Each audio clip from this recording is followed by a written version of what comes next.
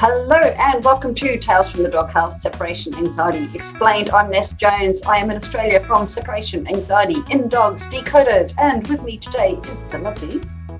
I am Stacey Bell from Focused Fun in the US.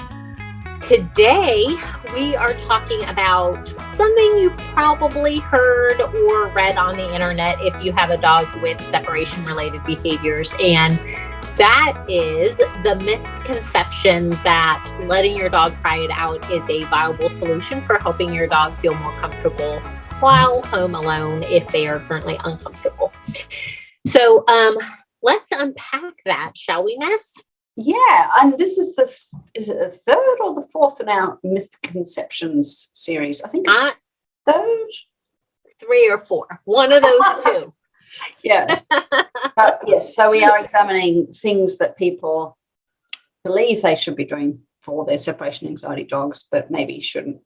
But it's interesting. So this topic I was talking about this, somebody contacted me yesterday for a discovery call, and that was one of the things they'd tried. They'd been all over Dr. Google trying to do their own research, and that was one of the things. And that's what their friends and family is, they'll be right, just let them go. And what did I say, Stacey? What do you say? I said, and did it work for you? And they said no. And I said, there you go. It led to escalation instead of de-escalation. Yeah. And I think this is probably one of the most common misconceptions that I hear and the most likely that people will try. Right? Like, because one of my questions on the intake form is, what have you already tried? Yeah. And I would say 80 to 90% of the people who come to me have tried letting their dog cry it out. And it's just it doesn't help. Right. So I do think it's really pervasive. And you even hear it from other professionals who maybe haven't read the more recent research or, haven't looked at the more updated training surrounding separation related behaviors. You'll even hear it from some professionals telling you to let your dog cry it out. And the problem is that it doesn't work. If the dog has separation anxiety, there is no settling. It just gets worse and worse and worse. So I don't know why that advice or where it came from. It's quite old school. And I think perhaps it's from, maybe as a puppy, it literally cries itself out. Well,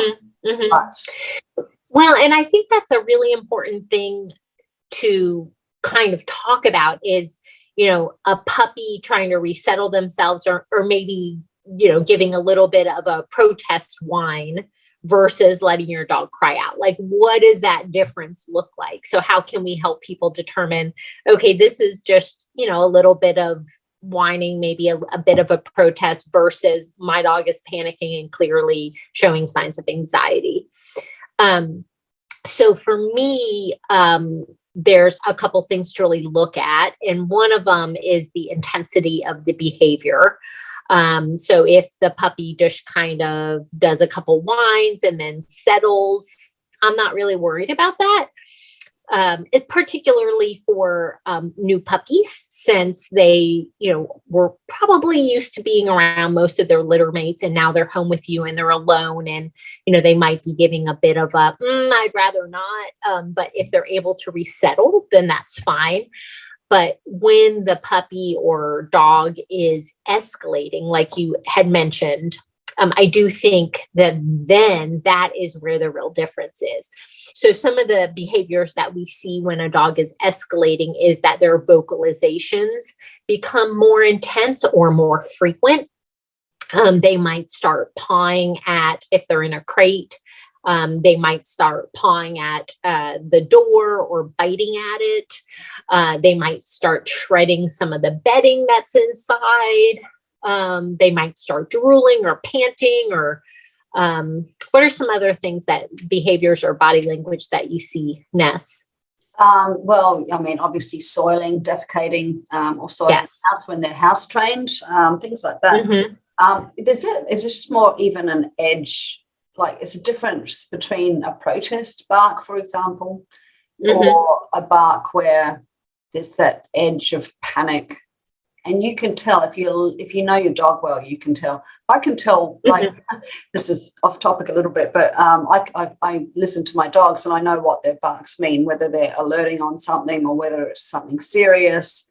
And I was sitting here on my computer working a few weeks ago. Oh, actually, it was at the end of summer, and we get a lot of snakes here. And I heard one of my dogs barking. She was in the bedroom, and it was a bark that just it didn't sound right. It wasn't like, oh, the neighbors are making a noise up the back, or, there's something that it sounded serious. And I'm like, whoa, went dashing into the bedroom, and there's this snake in the backyard. I thought you were going to say in the bedroom, and I was like, so I'm like, I wanted to go and get a photo of it to see if I could identify it, because I didn't know if it was a snake, which are highly poisonous.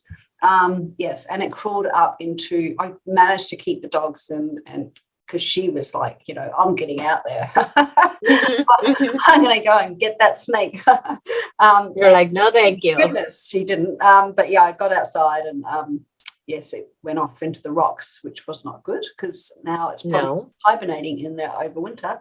But yes, anyway, so you can, if you know your dog, you can tell what their bark sounds like. And and we've kind of talked about this before, is how important it is to know your dog. So you don't have to be an expert in body language or behavior in general, but knowing what's kind of normal for your dog, and like you said, what different body language means for your dog, or what different vocalizations might mean for your dog.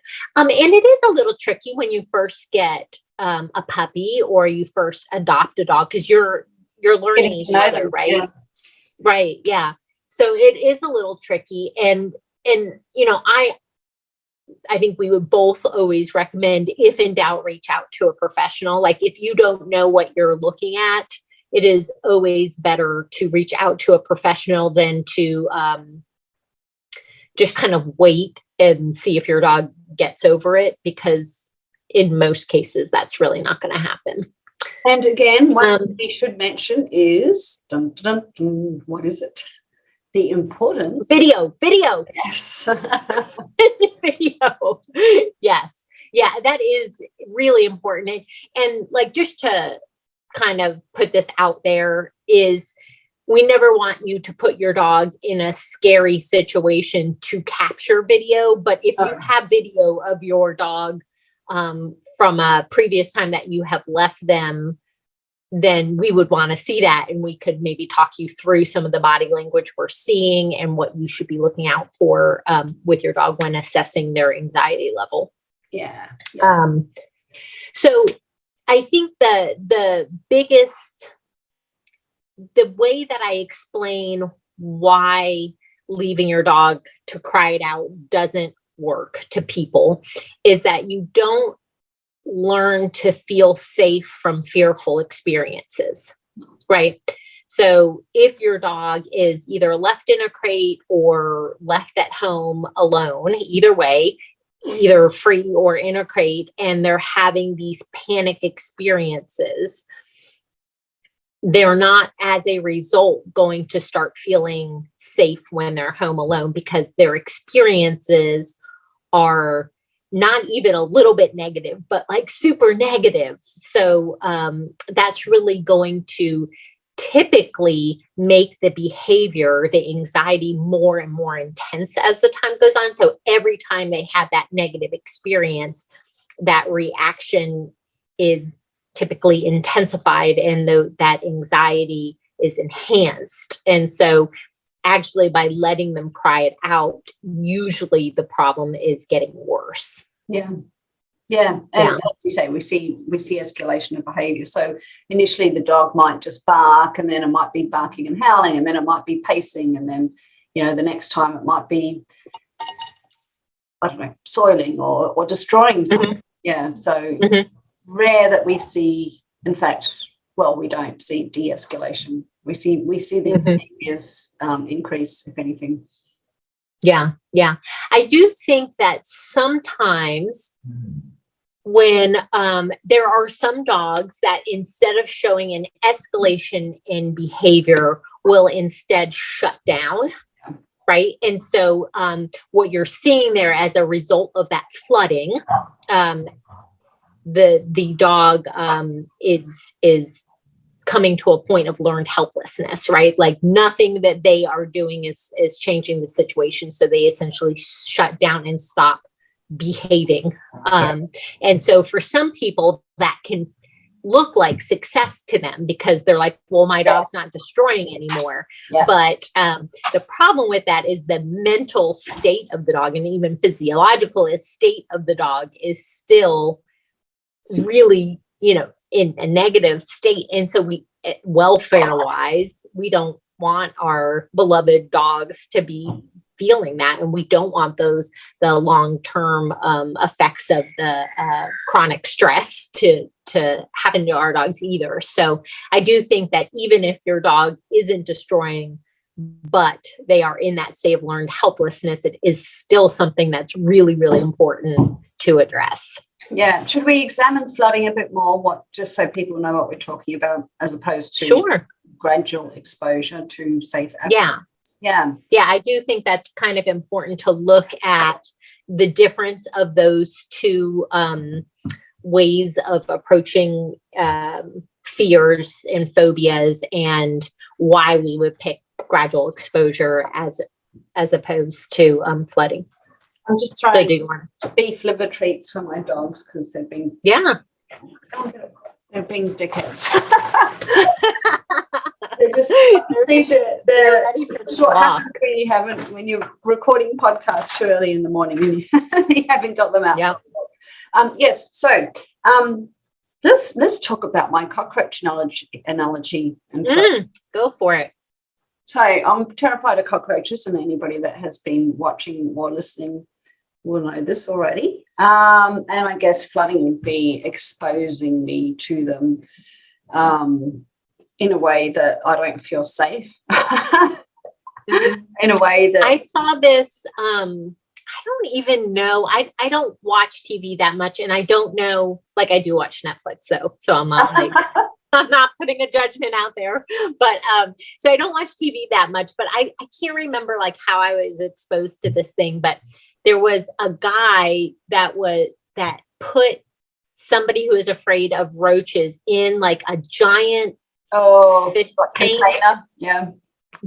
And put them in it and then poured all the roaches in, and then put a lid on it. And like I also don't like roaches, but probably not to the extent that you don't like them. And I could not imagine like, whoa, but that would be flooding, wouldn't it? For you, like that would be extreme flooding. And would that help me overcome my fear of cockroaches? Well, I don't think so. So was this like I don't know what one of those I'm a Celebrity shows or something silly like that? I can't even remember. I just remember that image or that like clip and like the like response that I felt to that was like, holy moly, like I can't even imagine like being able to tolerate like that, and I guess like some people might totally freeze and do kind of that learned helplessness thing where you like, you feel like you have no control over the situation. So doing anything's not going to help because you're like literally in this coffin like box with roaches crawling all over you. And then some people would maybe, do everything they could to claw their way out of there.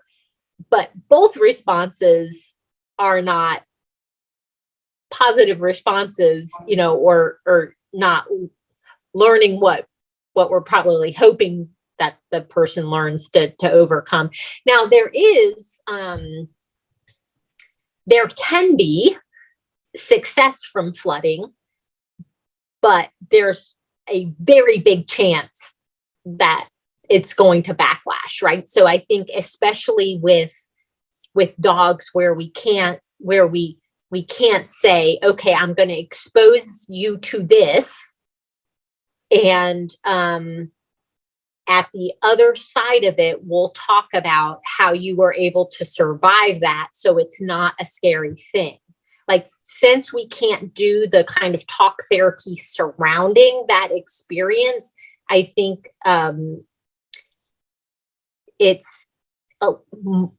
I think there's an ethical piece there, definitely, as well as is the success rate a lot lower than even with humans because of that lack of making the understand what's going on. What was the guy in the box doing? Was he scared? Was he shut down, or was he coping, or trying to? I can't even remember that. I think I stopped watching it because I was just horrified. I was no, thank you. As you were talking, I was thinking about, I wonder where my fear of cockroaches comes from.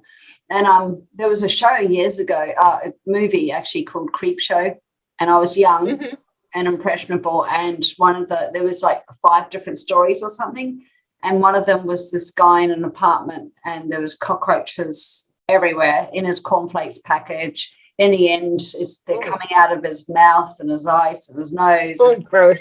Yeah. That's gross. Yeah. Now that I'm thinking about it, I'm thinking, yeah, it's probably where it came from. Yeah. I'm too young to be watching that. But anyway, moving on. Yeah. So, I mean, obviously, when we train our clients, we don't use flooding. We use gradual exposure to safe absences. So that is a lot kinder, for starters, than exposing a dog to a scary absence and expecting it's a sink or swim kind of scenario, isn't it? Flooding, right? Which is kind of appropriate considering it's called flooding. Right? Analogy. Yeah. I like it. If Sarah was here, we could tie in something with her boat, but yeah. No, she's not though. So gradual exposure to safe absences is a lot nicer for the dog. It's a much gentler approach. So what would that look like for the cockroaches, Ness? We've had this conversation. It's not going to work with the cockroaches.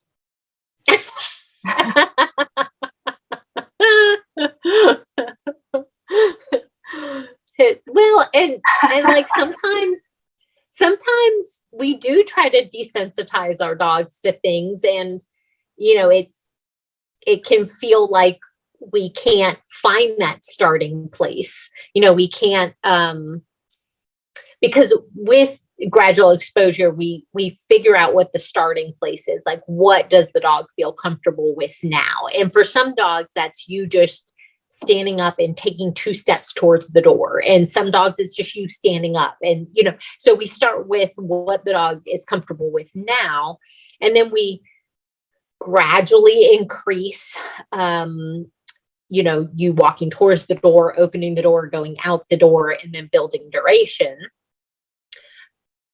And sometimes it's hard to even get kind of a foothold. And I think that's what you're explaining with how you feel about cockroaches, right? And so in cases like that with our separation anxiety clients, we would just break down the steps really, really small, as small as we could to start the approximations. But what also can really help with dogs where you're really having trouble finding that starting place is to look at kind of a more holistic approach. Like, what else is going on with this dog?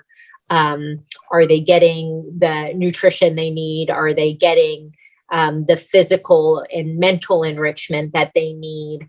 Are they generally fearful? Do they have other behavioral struggles that are contributing to their stress level? Would medication be a added benefit to support them through training? So you kind of like start to, I think we do that with all our clients, but especially with those clients, we really want to be looking at that full context to help them find that kind of starting place. Yeah, taking a bit more of a holistic approach. Just seeing what else is going on. And sometimes, it could be a medical issue. allergy, Totally. gastro, pain, dementia. I've had 2 clients within the last month or so have like some serious pain related issues that weren't necessarily obvious, Yeah, right. To the pet parents right away. And it was one of those things where we're like, she's putting a little bit more weight on this leg than this leg. Let's dig deeper. Yeah. And then it ends up being kind of like a big deal thing that's contributing a fair amount of pain to the dog. So things that even like that don't seem to be, very evident on the surface, because, a lot of times our pets will kind of shield that a little bit, like they don't show their pain. And even people, like if you think, I might have slept wrong and my neck really hurts, but people at the grocery store aren't going to know my neck hurts, or I'm going to be doing a scowl on your face, and they're like, "Gosh, she's crazy." Yeah. Why is she so fussy today? I mean, but they wouldn't know it. Like I could maybe be really fussy and they would think, wow, she's just really a fussy person. But it could be that I have chronic neck pain. Yeah. And, the same thing could be with your pet, is that the reason why you're seeing the behavior that you're seeing could be because of some chronic issue or even acute issue. So, I've had 2 clients where they've been going up nicely in time, and then they've had major hiccups. One of them had allergies. Once that was sorted out, started going up again. And the other one had ear problems. Oh, yeah. And that ears are nasty things, aren't they? When you're in pain from your ear, you're in pain. And you have to concentrate or do stuff. So So that's an important thing to keep an eye out for, that's for sure. So I think with puppies, we should probably puppies.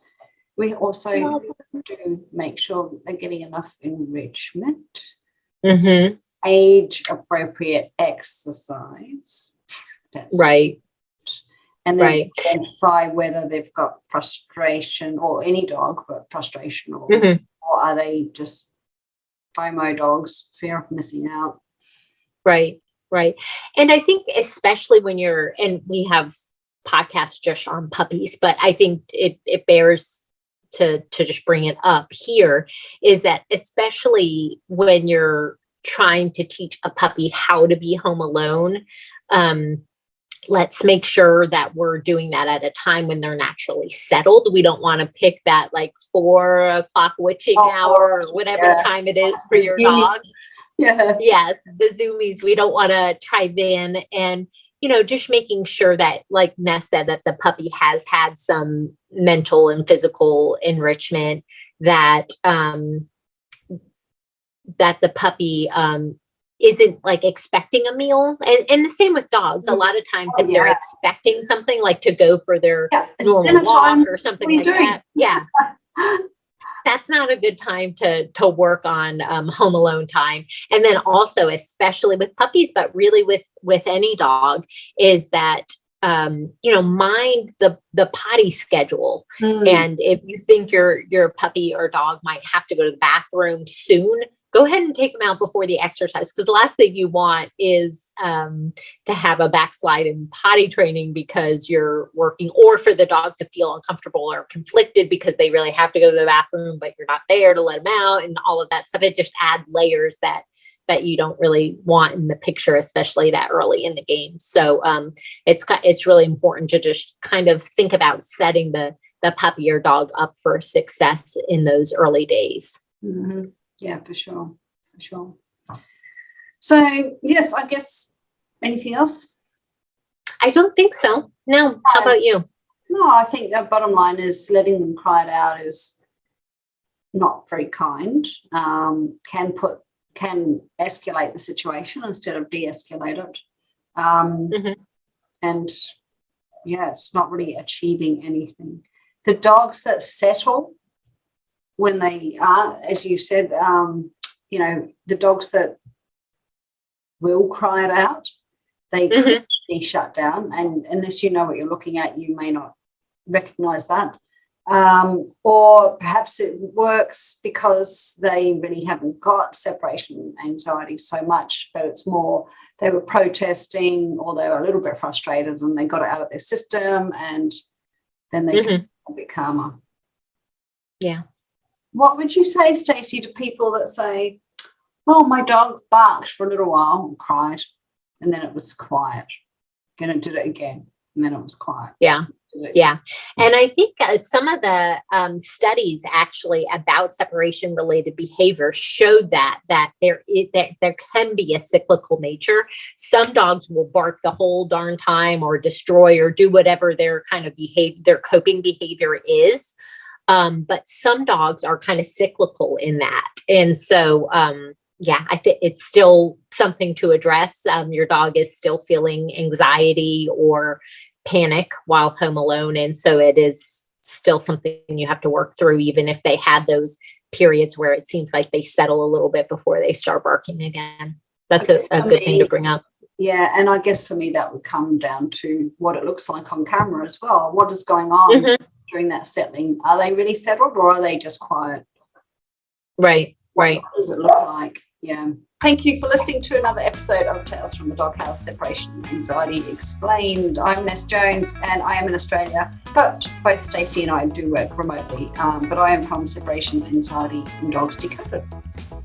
And I am Stacey Bell in the US from Focus Fun. If you have a dog that is struggling with separation-related behaviors, reach out to one of us. We both have kind of free discovery calls, short and quick, to tell you more about what training with us entails and what our packages entail. So our websites are in the show notes. Reach out to us that way if you're looking for some support.